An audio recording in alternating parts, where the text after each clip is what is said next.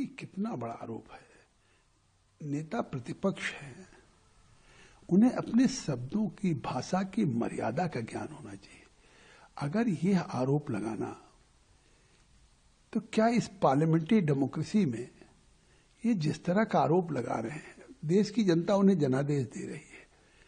तो उसका निर्मला सीतारमण जी ने जवाब दिया कि 2013 में जब एक WTO में जो एग्रीमेंट किया, जिसमें हमारा मक्का, जिसमें हमारे किसानों के अनाज की स्थिति थी, और यह था कि राशन की दुकानें बंद हो जाएंगी, किसी को फ्री राशन नहीं मिलेगा। 2017 में उसको मोदी जी ने उस फैसले को बदला है। तो फिर क्या हुआ?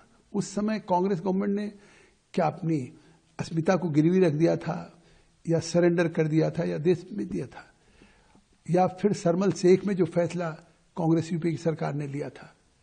तो इस तरह से वो सदन में नेता प्रतिपक्ष हैं, कम से कम सरकार की चाहे जितनी आलोचना करें, लेकिन जिस तरह का आरोप लगाना, जिस तरह क्या मतलब बिना किसी तथ्यों के देश को गुमराह करना, और मुझे लगता है कि कल भी जिस तरीके से कह रहे थे, उसका निर्मला सीतारमण ने जवाब दिया है।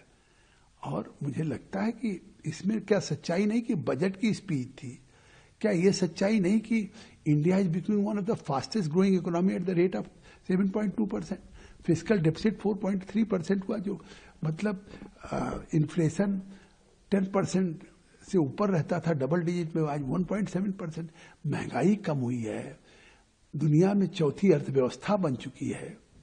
ये सच्चाई को अगर वो किसी सबूत के आधार पे कहे नहीं ये नहीं है उपलब्धियां, तो इस पे कह नहीं सकते।